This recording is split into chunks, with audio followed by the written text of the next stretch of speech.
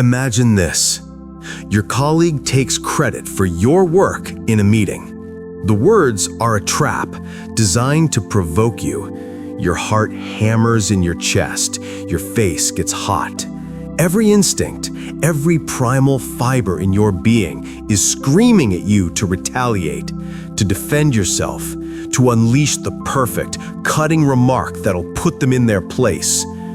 You open your mouth and you say nothing, not a word. You simply look at them. Your breath is steady, your expression unreadable. You hold the space, and in that vacuum of your silence, their own words hang in the air, empty and weak. Their confidence wavers. They expected a fight, and you gave them peace. And in that moment, you are not a participant in their chaos. You are its master. This is not weakness. This is the ultimate application of force. This is Stoic calm. This is silence. And silence is strength. Part 1. The modern weakness of noise. We live in a world addicted to noise. A world that celebrates the quickest retort, the loudest opinion, the most dramatic reaction. Social media, 24-hour news cycles, office politics. It's a battlefield of sound bites and emotional outbursts. We are conditioned to believe that to be silent is to be passive, to be quiet is to be complicit, to not react is to lose. But the Mental Spartan knows this is a lie. This constant reactivity is not strength, it's a leak of your vital energy, your focus, and your power. When you react immediately to every provocation, you are not in control. You are a puppet, and the world is pulling your strings. The ancient Stoics, our intellectual fathers in this battle for the mind, understood this better than anyone. They lived in times of far greater chaos and immediate danger than we do, and their central teaching was this: we cannot control the events that happen to us, but we can absolutely control our reactions to them. Your reaction is your kingdom. It is the only thing that is truly, undisputably yours.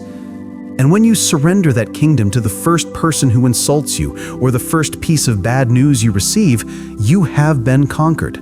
You have lost the war before the first sword was even drawn. The person who must always speak, who must always have the last word, is like a city with no walls. Anyone can march in and sack it at any time. Your emotional peace is that city, and silence is your fortress. Part 2. The Stoic architecture of silence. So how do we build this fortress? It doesn't happen by accident. It is a conscious, disciplined practice, a form of mental martial arts. Let's break down the architecture of Stoic silence. First, the pause, the sacred space between stimulus and response. This is the cornerstone. When the provocation comes, the insult, the criticism, the bad news, your job is not to respond.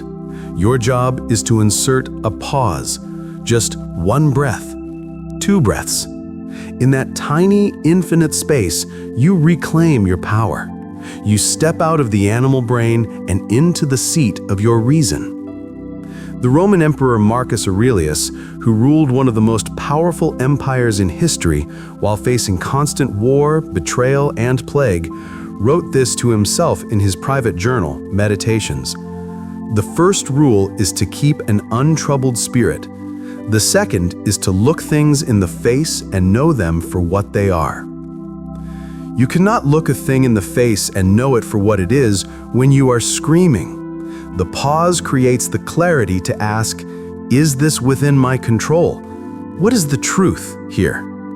What is the strategic, effective response, not just the emotional one? Second, silence as observation, not weakness. When you are silent, you are not disengaging. You are engaging at a higher level. You become an observer. You are gathering intelligence. You watch the other person's body language, the tone of their voice, the weakness in their argument. You are learning everything about them, while they learn nothing about you. You are a calm lake, reflecting their own turbulence back at them. The Stoic philosopher Seneca, who was forced to navigate the treacherous court of the Emperor Nero, said, "There is no great genius without some touch of madness." But he also knew that the display of that madness was a fatal error. He wrote, "The greatest remedy for anger is delay." Delay. Postpone your response. Let the initial storm of emotion pass through you without acting on it. In your silence, you are not storing up anger, you are dissolving it. Third, silence as action. We mistakenly believe that action is always loud, always visible, but the most powerful actions are often invisible. The decision not to gossip is an action. The decision not to complain is an action. The decision to withhold a cruel word that you know will wound someone is a profound moral action. It is an action of will over whim. Every time you choose silence over a reactive noise, you are doing a rep for your mind. You are forging discipline. You are building the emotional control that separates the warrior from the worrier. Part 3. Forging your unbreakable silence. A training manual. This is not theoretical. This is a drill. Here is your training manual for the modern battlefield. How to train your silence. Drill 1. The daily pause. Start small. When your phone buzzes, don't grab it. Pause for 5 seconds. When someone asks you a question, take a full breath before you answer. This is not about being slow, it's about being deliberate. You are wiring your brain to insert that sacred space into every interaction. Drill 2. The immunity to insult. This is advanced training. Consciously put yourself in a situation where you might face a minor, unintentional slight. Maybe in a video game or in a casual debate. Your only goal is to not take the bait, to let the comment land and become inert. Observe the heat rising in your chest, and then watch it cool down as you refuse to give it oxygen. As Epictetus, the slave who became a great Stoic teacher, said, "If someone succeeds in provoking you, realize that your mind is complicit in the provocation. Your silence is you revoking that complicity." Drill 3. The void of value. Before you speak, ask this Stoic filter. Is what I am about to say true? Is it necessary? Is it kind? If it fails any one of these tests, especially necessary, you must hold your tongue. Most of what we say is noise. It adds no value. It only depletes our energy. Practice saying less. Be known as the person who speaks only when they have something truly meaningful to contribute. This will make your words 1,000 times more powerful when you do choose to use them.